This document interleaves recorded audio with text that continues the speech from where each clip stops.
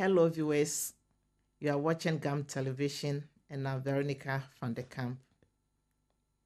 Today, we are going to talk about beliefs around pregnancy and also what happens within the first 1,000 days of the baby's life. We've done lots of interviews within the community, and today I would also like to talk to the professionals what they also think about this. As you know, we have so many beliefs, but today I want to just take three that's really was so common within the interviews that we did. One, exercising around pregnancy, eating for two, and self-medication when we are pregnant. Viewers, I'd like my host to introduce herself to you. Hello, Ruth. Hello, You're Veronica. welcome to GAM TV. Thank you for having me here. Can you tell our viewers a bit about yourself and what you do? Yes, of course. Well, my name is Ruth Sedney. They call me Ruth. It's easier to pronounce. I started as a nurse when I was 18. Before I worked in several hospitals, and I helped also children with diseases. And after that, I think now I'm doing this job for 17 years. I started to work not in hospital but at home and help pregnant women who have the baby if they have any problems with breastfeeding. And therefore, I also did the education for lactation consultant, Okay. and this is to help mom when they have problems with breastfeeding, and they can come to my classes, and I have a lot of topics to talk about. For example, when women are pregnant and they think the breasts are not ready to breastfeed, I told them no, that's not true. So wait when you have the baby, and then we'll see if there's any problem. I will come and help you. So now midwives, doctors, kraamzorg, everyone, fathers even though, can call me if they think they are having problem with the breastfeeding. Oh, And I come to their home and I check the mom, and it's not always the breastfeeding is causing the problem. Maybe the woman have plugged ducts in their breast, or baby has problem in his mouth. That is also the case. Oh. Yeah, and other diseases. Maybe mom has diseases that can inhibit the milk production. So we can do also things. If the mother has a low milk production, we can also help her to make the woman have more milk. If if they have too much milk, we can reduce it also. Oh, that is great. You are really doing a lot. Yes, thank you. Yeah. I want us to throw some highlights on within the migrants community with all that you are doing. Like you're talking about the breastfeeding and things. We also have our own beliefs. Yes, true. How we go around these things. What Yeah. are some of the challenges that you get? Working as a professional, and they believe that, especially with the youth, the mother's okay, this is what you have to do, and this is what you have to do. But maybe in our environment here, it's not really working. And you, as the professional, think you have to do it this way. Yeah. Well, we have to deal with different kinds of women from very different nations also, and we have also teenage mom and older women. So it depends on which person is talking to you. And what I'm trying to do is not to change their ways, but try to understand why they believe and why they do so. And what I'm trying to do is be in the middle of my belief as a professional and the belief of the mom. So we meet, some point we meet. For example, I had a mom, when the baby was born, the grandmother, she pushes out the colostrum and she put it on baby's face, to clean baby's face. And she make butter and sugar and put it in baby's mouth, and ooh, that's not so good. So I cannot say to the grandma, no, you shouldn't do this. So what they say, you can also put some colostrum in baby's mouth, and it's also good for the guts. And she looked at me, she said, okay, I will do that. So, Great. yeah. That's really what we are also doing, because we want to use these beliefs and find a way how to do it more healthier Yes. to suit the environment that Yes. we are. Yeah. But with the interviews that we did, most of them are like, when, like what the grandmom did like this, like the professor said, no, this is not good, this is not to have to do. So sometimes even when they bring the babies home, they don't even, things that they do, Yes. they don't even tell the professionals, No. because according to them, they will not understand. No. But the You first thing, what I need is the trust of them.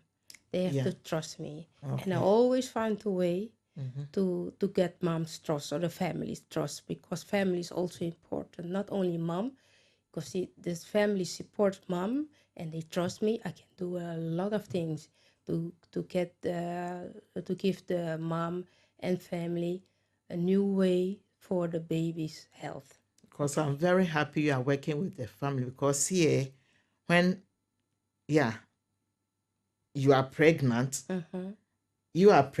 but it's around, even the grandmother is more, and it's a family thing. Everybody have a say, of course, yes, around this pregnancy, yes, Yes. So sometimes the youth are getting a bit stressed up with the interviews that they did, that, the grandmoms to be and the family around and friends around are pushing, yes, and the professionals are also telling them something yes, else. yes. Let's count like the self-medication that I'm saying. Back home, when you are pregnant, they don't even test what you need, but we have some medicines you just have to take, and some vitamins. They just write it for you. You have to buy and take it because you are pregnant. To the Aisha, vitamin C, and I think about 4 or 5, I remember. I know. I had my first child before I came here. But here, they won't give you anything. They will ask you to maybe eat more fruits and eat more vegetable. But maybe I'm vomiting throughout. So what I have to eat is not staying. No, okay, that's true. So then I'll go behind a professional and get means of getting this thing somewhere. And the grandmothers to be will be forcing that you take it, because my grandchild you have in there, and I have, I understand. With So how do you deal with? How do you do? That's why trust and understanding is the most important thing. So if the woman, for example, teenage mom, or is vomiting, you can tell her, maybe you can eat the fruit or what your grandmother is advising you, but stay in bed. You don't walk around, just stay in bed, for example, and eat your fruit and wait for a few minutes or half an hour and then get up. Maybe you won't get nauseous, Yeah. So this, you have to, how do you say it? You have to please both of, the pregnant woman and the family also. And maybe, and I think 100% of my way of helping things, supporting things is working. So I'm very happy. I know it doesn't matter if people are from Morocco or from Sweden. They all listen to me because I understand them. And I've got a lot of patience, because if you are having rush, they don't believe you anymore. They have to have the feeling, you're understanding, and you're there for them. And that's why they call me every time. Another thing, it's I think after delivery, when they have the baby also, they say, yeah, we have to give formula too, because my milk is not coming in. I say, no, you have to wait. Because, and then I explain them, the baby has a little, the first few hours, the baby has a few drops of milk is necessary. And after you will see the stomach will grow also, but the milk will come in. So I teach them the breast massage to stimulate the milk production. And it's easy to learn. I had it also on tape, on videotape, and you can see it on my website also. and they can do it themselves. So they are very proud on themselves. Look, I'm gonna make milk. I'm the one who's gonna do it. It's great. I mean, these are the things that we really have to. I'm really happy we are having this conversation because, like as you are saying, you have to massage the breast and things. Yeah, when I'm having my babies, I didn't know that. What I know is you have to drink more, and to have Yes, the milk the coming milk. in. No, that's also not true. You can You know, drink whatever. If you're 30, you can drink. You don't have to drink 2 or 3 liters. You don't have to drink a lot of milk. Just do normal, eat what you like. If you eat, just eat. You go because your body needs food, yeah, just like the baby needs food. what are some of the difficulties you face, especially within the migrants? Has to do with your work. Yeah, they well, for me not so, but my colleague I understand because of the language, of course, and I'm dark person. Yeah. I can. Maybe they have more trust They also have more that you trust in understand me. them Yes, more. yes. I'm sorry That also for the white helps. people, but that's true. Yeah. I can go everywhere, even white or dark people. I think my approach, it's easier for them to accept me, and they want me. Oh, so that's. I had a colleague, and she had trouble because the family wouldn't talk with her. So I went to the family also. I think maybe they don't understand you, Yeah. And we have Google Translate. So type your question and let them read. So, and it worked. Okay. Yes, these are simple things you can do to make contact with the people. And the first thing is they have to trust you also. Yeah. So sometimes I make little jokes about the baby or the mother or myself, and they started to laugh. And when you laugh, you relax, For example, the milk is not coming in, and when I do the breast massage, it's not coming in. I say, well, you will see if you do the technique, if you do the breast massage technique, you can spray a lot of milk.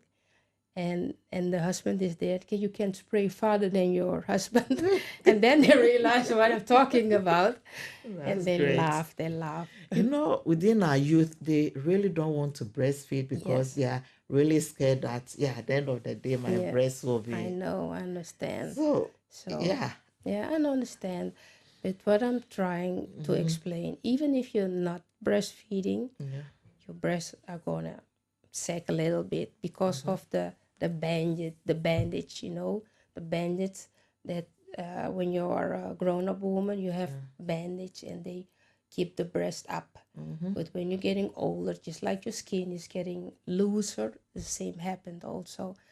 And what has happened after you stop breastfeeding, you've got a lot of fat tissue and milk tissue. When you're breastfeeding, the milk tissue is bigger, and when you stop breastfeeding, the milk tissue is disappearing, and you have to recover. Your body have to recover, just like your womb have to recover after delivery. So if they wait a little longer and they don't lose a lot of weight, the milk tissue will come back and the breast will be not the same as before you. But it was pregnant. still. It changes. You can't do anything about it. The youth, you heard it all because whether you breastfeed or not, age is really going to change your breast. So please give the babies the right thing that they need. Ruth, I'm really happy about this. I want you to give advice, especially to upcoming mothers, upcoming grandmothers, and also the community, because as you know, when you are pregnant, it's a family thing. What do you think about eating for two when you are pregnant and self-medication? Yes. And trying to exercise, because like back home, like my first child, they have to pamper you, but here you have to exercise around pregnancy. But for us, it was always you have to take it through stock, because if you do too much, I remember my mom telling me, even when I bend down too much, my baby will be vomiting through the nose. you know. But here, then the professionals are saying you need more exercise Yes, that's and true. things. Yes. Just look straight into the camera and just give it all. Well, pregnant ladies, eat whatever you need. You don't need, it's not necessary to eat for two. And just do your movement. Don't, you can sport until there's a certain time. That's what I did. And there was no problem with my baby, no delivery. Well, and what you can do, if your grandmother advise you, you can eat, for example, fruit. Just take it. It's okay. If you don't, but if your body don't like it, you will refuse it. So don't take it. But if for example, pineapple, if you don't like it, you can eat another kind of fruit to have your vitamin C. And if you don't know it, just ask your professional to help you what you can do best. Okay? Thank you very much. You're welcome. Well, viewers, what I really learned also from Ruth is that you have to learn to trust the professionals. If you trust them and you are more open, they can also help you to find a way to turn these beliefs also into more healthy way. Thank you very much for watching. And Ruth, I think you come again because I really need more information from you, and our viewers are so thankful. Thank you very much for having me here. Thank you very much. And see you next time. Thank you, viewers. Bye for now. Well, viewers, welcome back. We are still on the issue of beliefs around pregnancy. Now I have with me another professional, and she's also, we just spoke to Ruth, who is also more a migrant, I can say, which makes it more easier for her to understand some of these beliefs. Now I have Linda with me here, and I want to know also from her background, how she's also dealing with these beliefs in the first 1,000 days of the baby's life. Stay tuned. Linda, you're welcome to GAM Television. Thank you for having me. Can you let our viewers know a bit about yourself and what you really do? Yes. Well, my name is Linda Leijdekker, and I work for the GGD in Amsterdam, and I work there as a child community nurse, community health nurse, and I look after the children from the age of 0 to 4. Okay. And what we do is that we come to people's houses when their babies are about 10 days old. That is when we sort of take over the care from the midwives and the kraamzorg. And then people start coming to the consultatiebureau, it was used to be named. And that's where I see the children then until they're 4 years old. And we're trying to work with parents to let children grow up as healthily and develop as well as they can.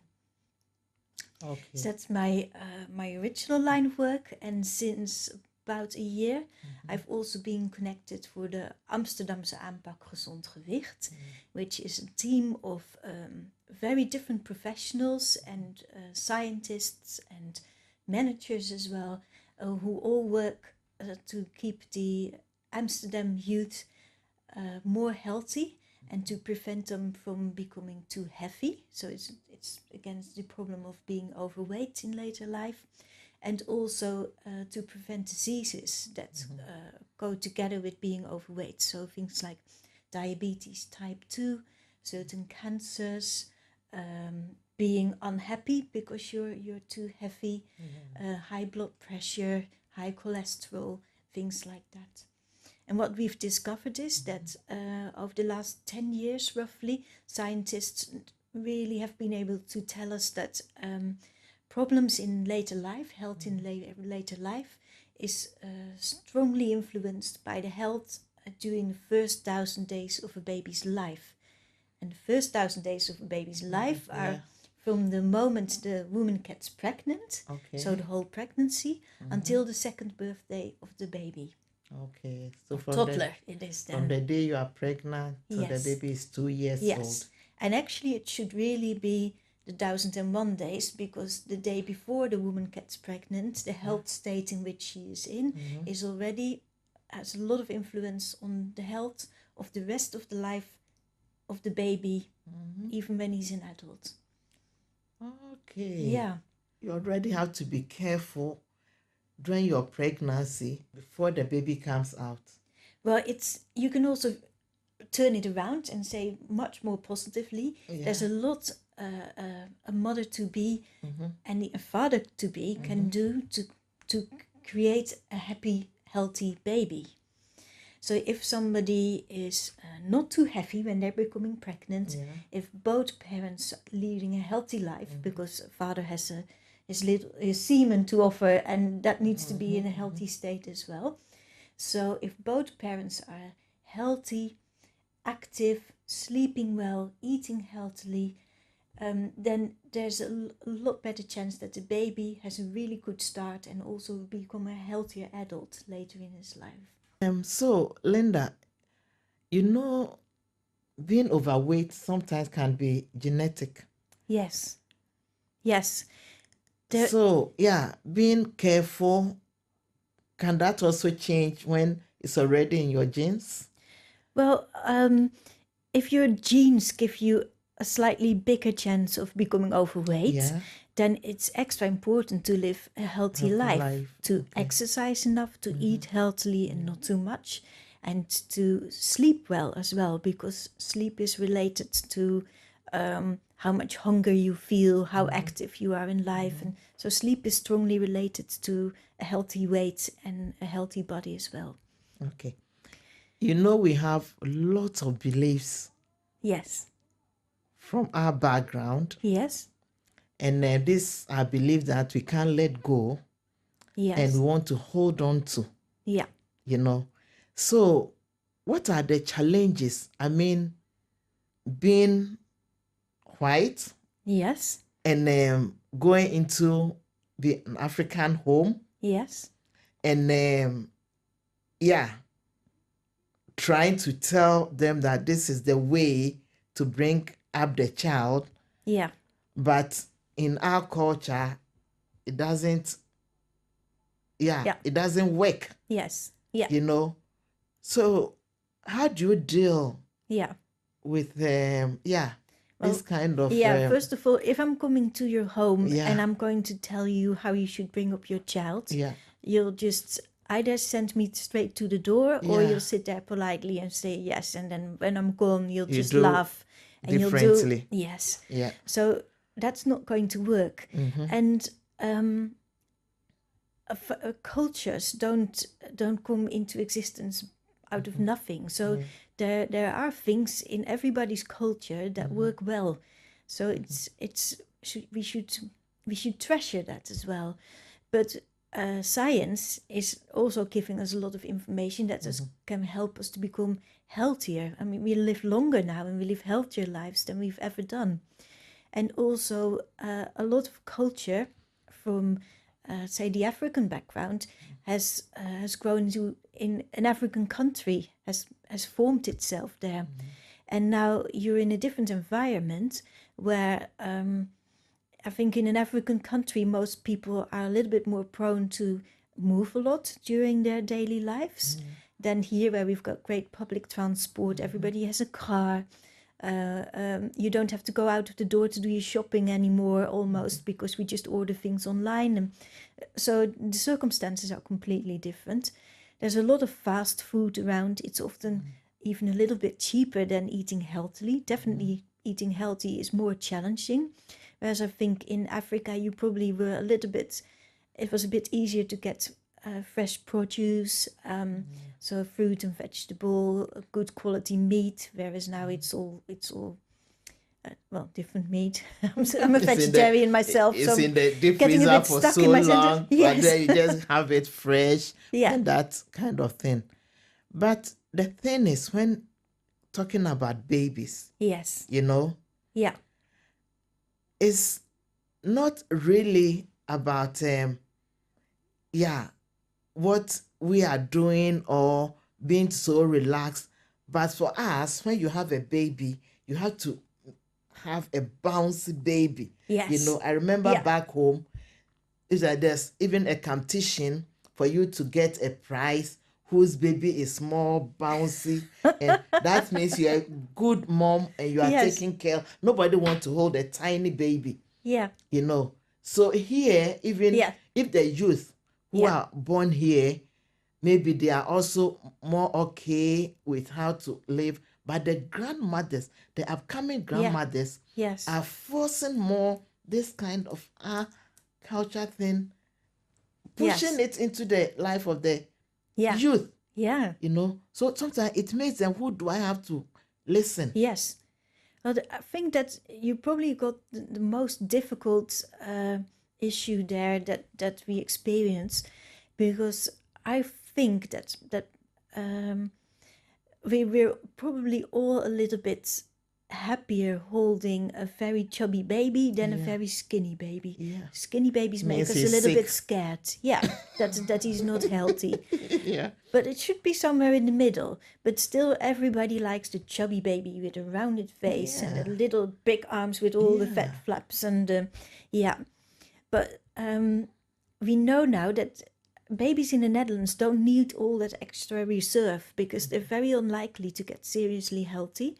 Whereas in Africa, there used to be lots of vomiting and diarrhea disease used to be very common amongst children, and also more infectious diseases.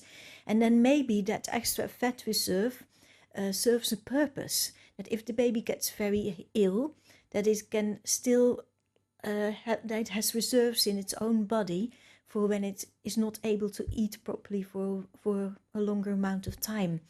But in the Netherlands, there's not so many infectious diseases. There's always plenty of food around. You don't have to go short as a baby or even as an adult. And the healthcare system is so good that most diseases can be prevented or nipped in the bud so they don't develop into serious diseases.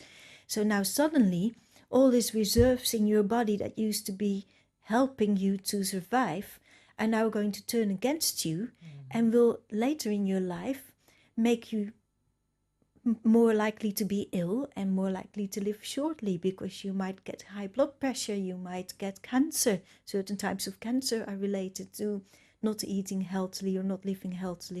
Yeah. And there's a lot that we can still do here the way we do it back home. Yes. You know, so I'm happy that you are saying that we are not coming to change and tell you this is what you have to do. No. But together, we have to work together as a team, that we can still hold on to these beliefs, but then we have to do it in a more healthier way. And saying that, I mean, it will always be a challenge to let those two things come together, those cultural beliefs and then what we feel that science is telling us that we should tell parents and children. And it will always be a challenge to find common grounds and to work together in a constructive way that makes everybody feel well. Because we've got this image problem as a consultatiebureau. In Dutch they say het consternatiebureau, which means that we always say there's something wrong with the baby. It's either too small, too big, it doesn't matter what.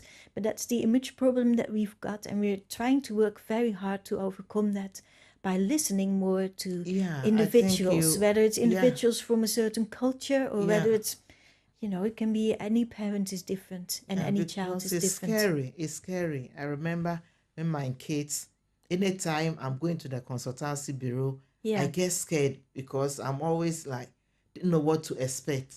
Yeah. You know, so like we just have to hang in there. They are telling you things, you get confused, you get scared. So you are always waiting until the 4 years that you are out of their hands. Then now I'm relaxed. I can do things my own way, you know. So with the time that we are with the consultancy bureau, you can see that, okay, maybe keeping the baby up to date, what the right things to do. But then after the 4 years, then you can see the kids start Yeah. Yeah, It's because horrible that you've experienced it like yeah, that. But I think that maybe also some of the problems lie in that we've been telling people too much what to do, but not why. If maybe if exactly. we can explain the Yeah, whys, and we know now more and more the whys, and then maybe we can inform people of why we think some ways of looking after your children are good, and then they can make their own decisions. But then at least they have got the right information. exactly. And And maybe then, asking, how do you do it? You know, maybe sometimes you can also hold on a bit and said, okay, in your own way, yes, how would you have handled yeah, it? yeah, You know, then maybe they will be more open yes, to come out with something. Then maybe based on that, yeah, you can also advise, no, you can do it, but you can do it also around like this, yeah, holding on to yeah, what you think is yeah, best. But when you add this or change this yeah, or put this in, yeah, maybe to also be okay. But they don't tell you much, you know, they just listen. And then when we are home, we do what we think yeah, is right because we think you don't get it. We yeah, think you don't understand us. yeah, And the professionals are not ready to listen, yeah, you know. yeah. So if I'm But the mother, we're never going to understand if we don't start talking to each other a we little bit need to more. start Yeah, talking, yeah. And you that's know.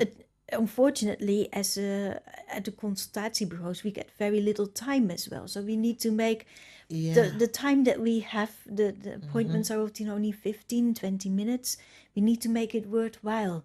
So we need to work at our attitude, how we welcome people, to make them feel at home a little bit quicker, and to invite them to ask questions or to express their concerns about their babies. Because in the end, it's such a waste, because we all want healthy, happy We all children. want the same The thing. parents want that, and we Yeah. as professionals want that. So we Yeah. just need to work harder to find out how we can come together in that, and how we as professionals, we are at service of you as parents, and maybe it can even become an us, that you can tell us exactly when you want our help, how you want it, and then we can assist you a little bit, and then we can retreat again, and you know. Do you have difficulties? Or I don't know if people, especially the youth, do they come more open to maybe tell you, okay, this is what my mother is saying I should do, Yes. you know, Yeah. and you are telling me something else, Yeah. and what do you think I should? Yeah. Yeah, do you have challenges when they are maybe, Yeah. like, no, I can't call my mother, think I should do it this way? Yeah. Do you sometimes Yes. have this Yeah. kind of Mothers tell us about, and fathers, they tell us about those dilemmas that they have, that their mothers or their grandmothers or their aunts say something different, and they deal with it in different ways. Some say, well, I know it should be different, but I'm not going to go against my mother. That doesn't feel right. So I've grown up healthily the way my mom did it, and so I'm letting her do it again and influence me, even though at school I've learned different, or I've read something different, or I'm hearing something different. And others say, well, I know what my mom says, but I know better than that. And I try to explain that to my mom, but it's my child, and I think we should be doing it this way because of that and that reason. And some moms and grandfathers can come around, and others, it's a little bit more challenging, but it's just the way of, I think children and parents are always having different viewpoints, whether you grow up in the same country as your mother did, or whether you've, immigrated or whatever. But the changes between generations that have grown up, for instance, in Africa, and now their children or grandchildren are growing up in the Netherlands, they're even bigger than just the progression of time that you have within every generation. So how do you advise when they approach you like that? Well, I think people can only be a good parent from their heart. Okay. So take all the information you can get from reliable sources, because I hear from a lot of young mothers as well that they're spending all their time on internet forums, where mothers are advising each other, and there's nobody who really knows what the best advice would be. There are reliable websites, and you get them every child when they're born. You get this blue booklet from the consultatiebureau. I remember, Yeah, and there are websites in them, and they go about how to parent, how to breastfeed.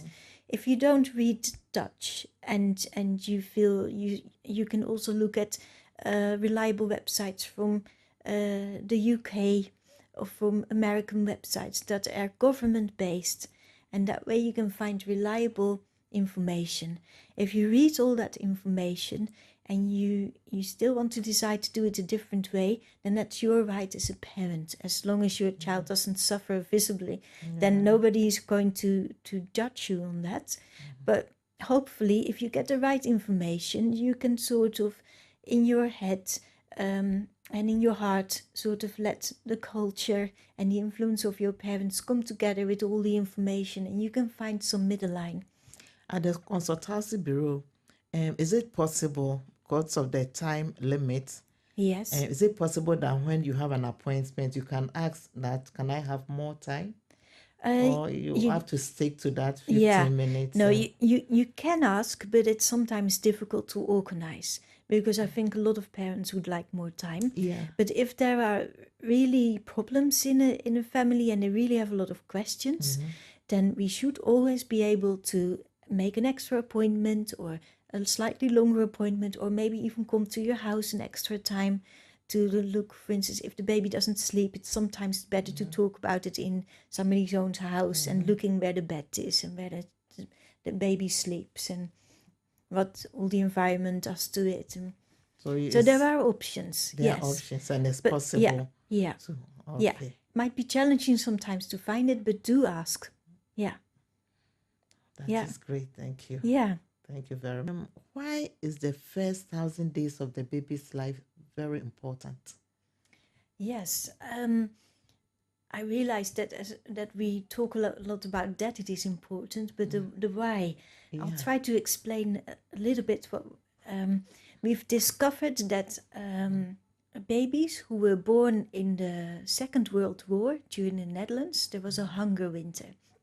And the babies who were born in the hunger winter were all born from mothers who didn't have enough food during pregnancy. And those babies grew up, and then when they were in their 50s, 60s, a lot of them got heart disease, high blood pressure, died of heart attacks. And we didn't know why. So then researchers started to look at what it was from pregnancy that had so much influence on the later health of a baby. And then they discovered that babies who were born too big, whose mothers had been eating a lot and who hadn't been exercising very much, also had a different makeup. Their body was made differently, and they also had much more health problems later in life.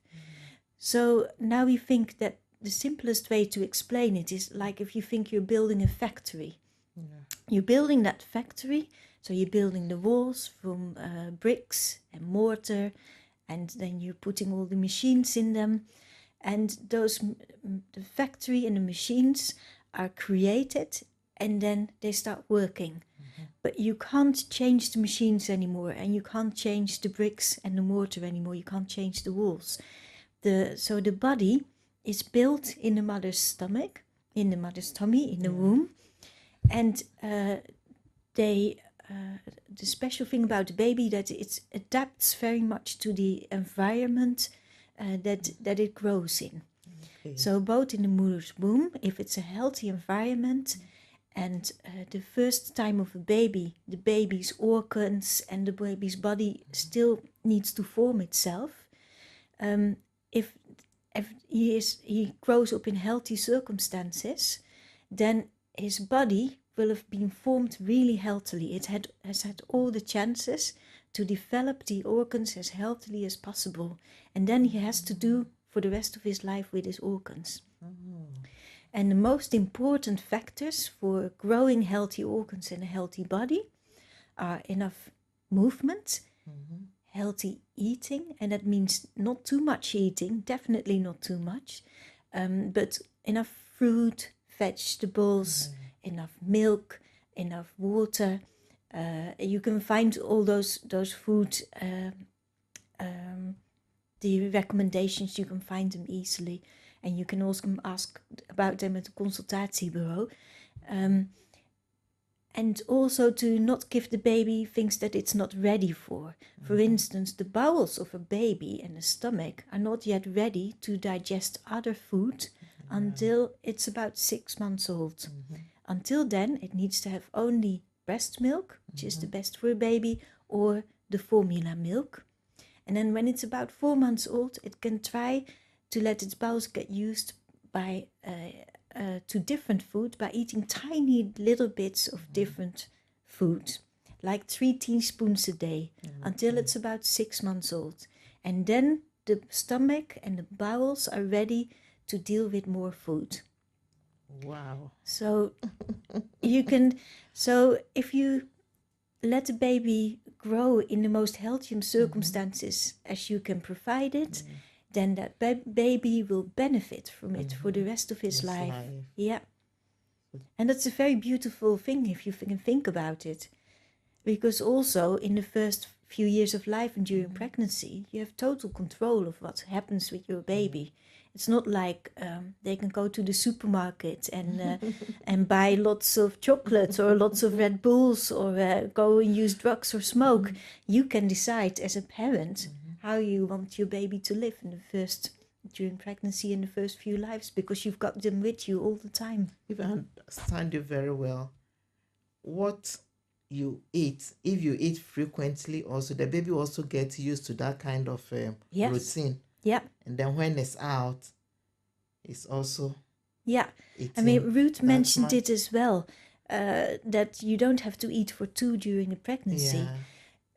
What the body of a woman who's pregnant deals with the food very effectively, very efficiently. So it takes out, if you eat, I don't know if this is completely true, but this is how I imagine it. So if you eat an orange and you're not pregnant, maybe your body gets about 80% of the nutrients out of the orange. But when you're pregnant, in my understanding, and I'm just a nurse, the body suddenly takes 95% out of the nutrients out of that same orange. So if you then think, I'm pregnant, I'm going to eat 2 oranges, then you're getting a bit too much. And you're probably putting on a lot more. Also when you are... Yeah, you get more hungry, so eat one extra thing a day, but make it a healthy thing.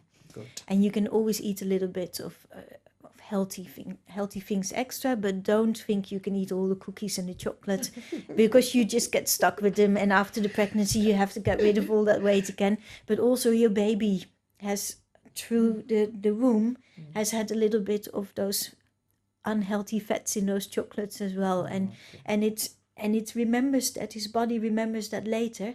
I have had lots of unhealthy fats, and his body will react to that. Or I've had lots of fruit and vegetables whilst my mum was pregnant and was feeding me inside. Okay. Thank you very much. Okay, thank you very much. What's your last word to my viewers? Well, I think every parent loves their child and wants the best for them. And I think all the input to let a child be happy and to grow up healthily is available. And I think we should maybe both as professionals and as parents try to look for each other a little bit more and try to meet each other in the middle, so we can bit by bit get the best from both cultures and science, and let our children, every generation, be a little bit healthier than the previous generation. Well, viewers, I think we've had much information from Linda too. So we should meet each other halfway. They are not saying we should throw away our beliefs, but then we should make it more open, and then as professionals together can find a way, because we all want what is best for the baby. I hope you've been well informed, and we are going to do more of this. So please stay tuned at Kamp Television And I hope to see you again next time. Thank you very much. I'm Veronica van der Kamp, your host. Bye for now.